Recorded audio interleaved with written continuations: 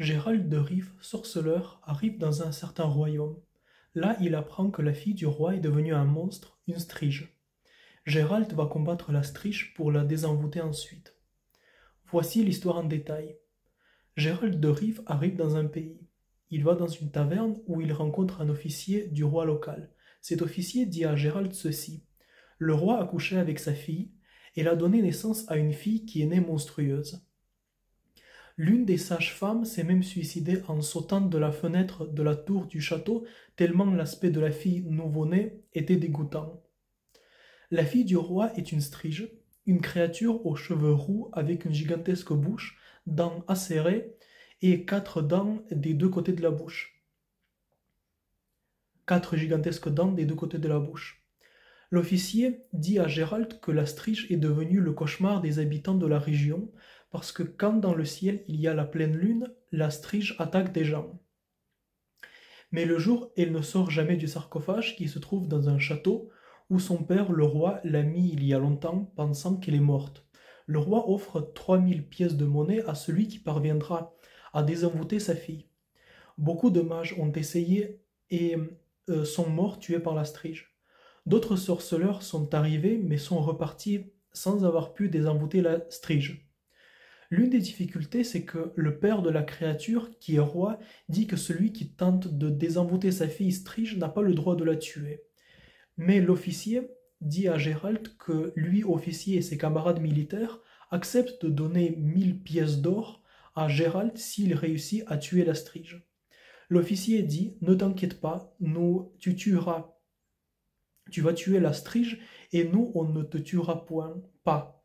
On dira au roi qu'on n'a pas réussi à attraper le sorceleur qui a tué votre fille, la strige. » Gérald dit « Je veux 1500 pièces de monnaie, parce que si d'autres sorceleurs ont essayé mais sont partis, c'est parce que cette mission est très difficile. » L'officier propose 1300, mais le sorceleur dit « Non, j'exige 1500 et quitte la taverne. » Gérald arrive au château du roi. Le roi est assis dans une salle entourée de 3 conseillers.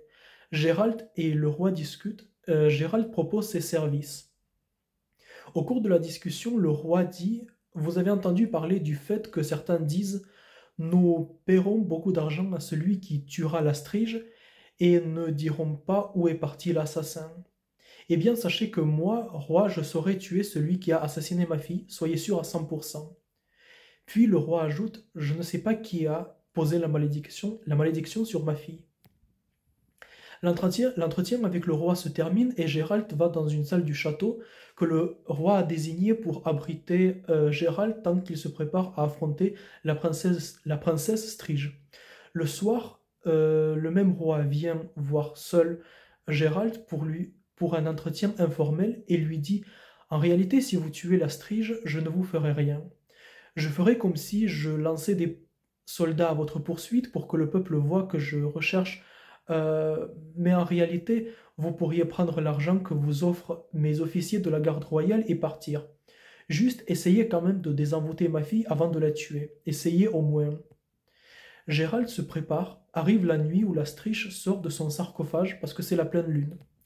Gérald va dans le château dans lequel, au sous-sol se trouve le sarcophage.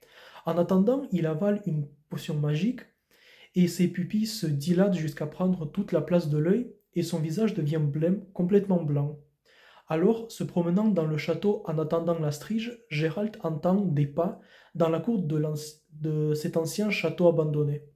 Gérald voit l'un des conseillers du roi qu'il avait vu avec le roi lors du premier entretien.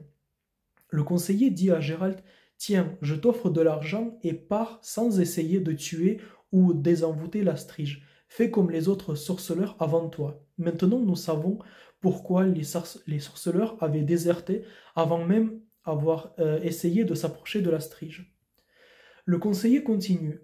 Je veux que tu partes sans essayer de débarrasser le royaume de la strige et pour qu'elle continue à hanter le royaume. Je te paierai, va-t'en. Comme ça, un jour, le peuple se révoltera contre notre roi, le père de la strige, et il perdra son pouvoir. Alors le roi du royaume voisin prendra le pouvoir ici.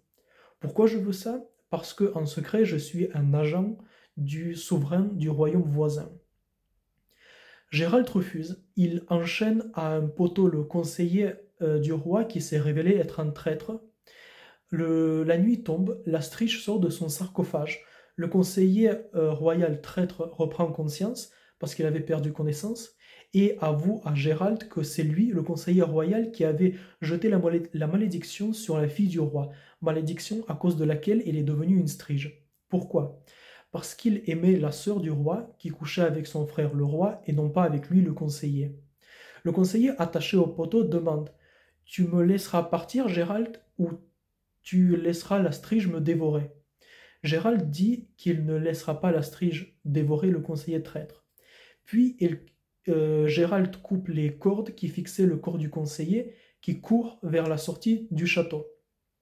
Quelque temps plus tard, Gérald entend la strige fille du roi dévorer le conseiller qui n'a pas réussi à lui échapper.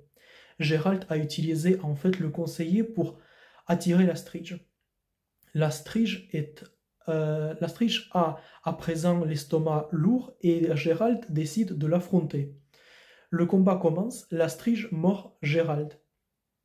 Gérald retient la strige contre le sol et la mord à son tour. Il réussit enfin à désenvoûter la strige qui reprend l'apparence d'une humaine rousse, une fille de 14 ans. Une fois cela fait, Gérald enroule un tissu autour de son cou pour ne pas perdre connaissance tout de suite.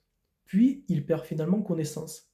Quand il se réveille, il est allongé sur un lit dans le château du roi. Il y a à côté de son lit l'officier royal du début de l'histoire, celui qui avait promis 1000 pièces de monnaie et puis a accepté de payer 1500. L'officier dit: Bravo Gérald, tu es très intelligent, tu as réussi à désenvoûter la strige, ce qui était encore mieux que la tuer. Puis l'officier royal ajoute: J'espère que maintenant la princesse ira mieux. En tout cas, pas pire. En sous-entendant la question, la princesse ne va pas se transformer à nouveau en strige.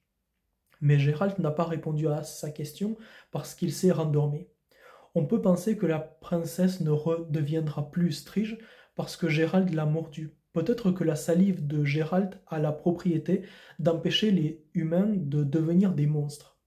Gérald a peut-être mordu la princesse lors du combat parce qu'il voulait l'empêcher de redevenir strige.